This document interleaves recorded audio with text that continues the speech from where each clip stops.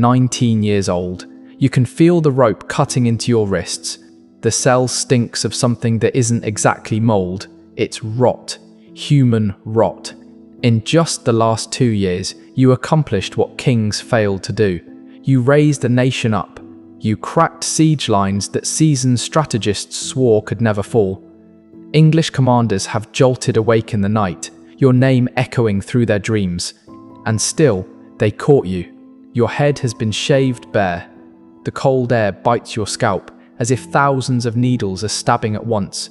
They paraded you through that disgrace, as if it were a ceremony turned inside out, stripping you down layer by layer. Your armor is gone. Your voice no longer carries weight. When you speak, the guards don't even react. Today, you signed a document. The words blur together now, but the shape of their meaning is burned into you. Deny your saints. The voices are demons. The visions that redirected history, mere hallucinations. The mission God placed on you, nothing but delusion, and wear this dress. Tight, humiliating, choking. A garment meant to turn you back into an object instead of a fighter. You believed you were saving your life. What you truly signed was a flawless snare. And the most vicious part is that they designed it so you would step into it willingly. This is the story of how Joan of Arc was legally destroyed, how the most advanced legal system of the medieval world was sharpened and aimed at a teenage girl who never realized she was entering a cage with no exit. This isn't merely about a trial. It's about the methodical dismantling of a human being using law as the instrument. And what happened to her in 1431 is not confined to the past, it still happens now. If you believe history deserves to be told accurately, stay with me, because this is a story someone tried very hard to erase.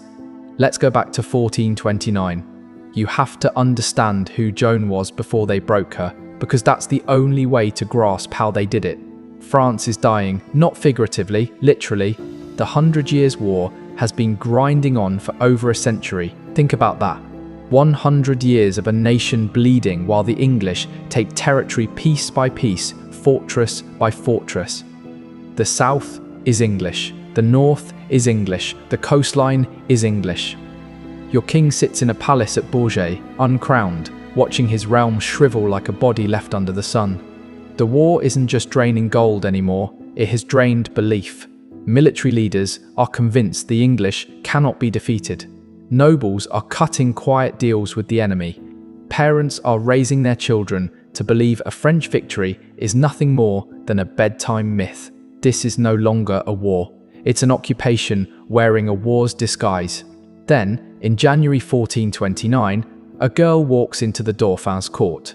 She comes from Domremy, a village so insignificant that most educated men in France couldn't locate it on a map. She cannot read. She has never wielded a sword. Her name is Joan, and she tells Charles that God sent her to save France. Most dismiss her as mad. But she isn't insane. She's something more dangerous. She's certain.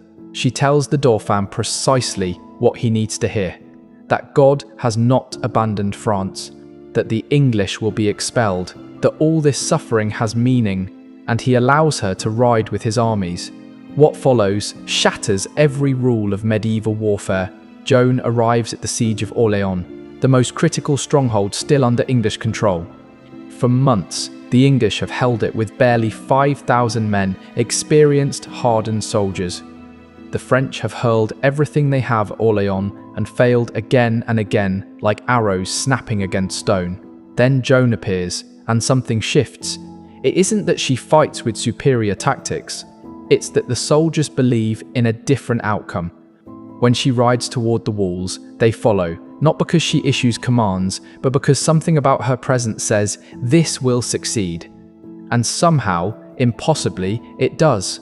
Orléans falls, the English commander is captured. The unthinkable becomes real. One victory follows another, and then another. In May 1429, Joan stands beside Charles as he is crowned King of France at Reims. She is in armor. The crowd roars.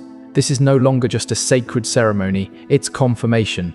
A 19-year-old peasant girl has rewritten the boundaries of what can happen. She has shown an entire nation that the English are not unstoppable.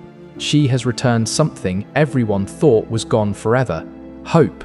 By the summer of 1429, Joan of Arc is the most powerful figure in France. Not officially, on paper, Charles is king, but everyone understands the reality. The girl who hears saints is the reason France is still alive. The English see this as well, and they begin planning not to defeat her on the battlefield. She's already proven they can't. She's blessed. Or, if you prefer, she carries luck that borders on the impossible. No, they will destroy her in court. Because there is one place where Joan's divine mission has no protection: inside the machinery of theology and law. In May 1430, Joan is leading troops at Compiègne, a small town near the border separating French and Burgundian territory. The Burgundians are technically French nobles, but since the Treaty of Troyes, they've sided with England. They play both sides, and everyone knows it. During a skirmish, a Burgundian soldier seizes Joan. It's almost ordinary. One moment she's on horseback urging men forward. The next, she's pulled down, encircled, taken captive. It should have ended there. A prisoner of war ransomed, exchanged, or released. But it didn't. Instead, the Burgundians sold her to the English for 10,000 livres, the price of a saint, the cost of a woman who had single-handedly altered the course of European warfare.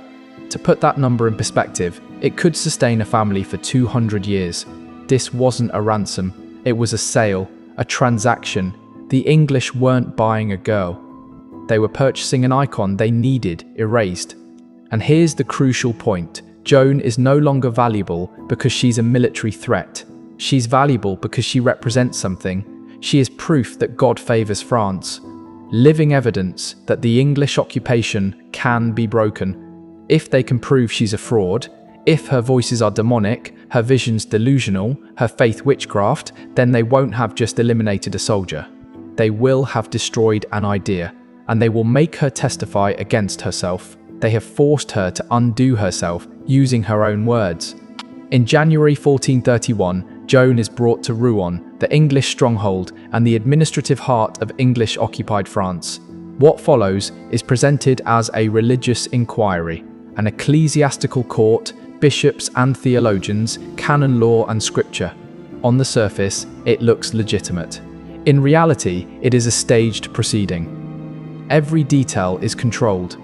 Joan is kept in chains, not in a convent under the watch of nuns as church law demands, but inside a military fortress guarded day and night by 5 English soldiers. The courtroom is packed with judges loyal to England. The prosecutor works hand in glove with English military leadership. The men assigned to defend her are judges pretending to be advocates, arguing against her instead of protecting her. From the start, the goal is clear: her destruction. There are 70 sessions, 70 separate hearings spread across months. They wear her down relentlessly.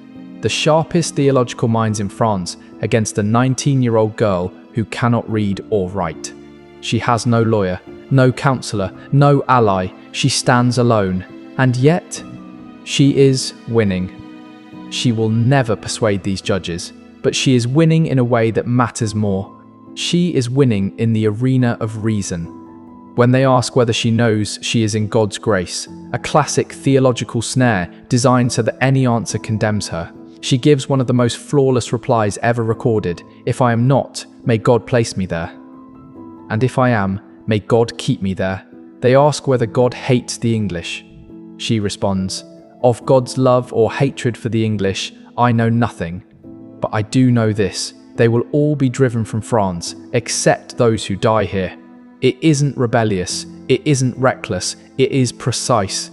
She is outthinking men who spent decades in universities. She throws scripture back at theologians. Every trap they lay, she deflects.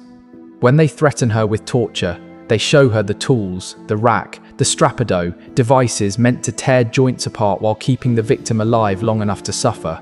She looks at them and says, "Truly, if you were to pull my limbs from my body and separate my soul from it, I would tell you nothing more."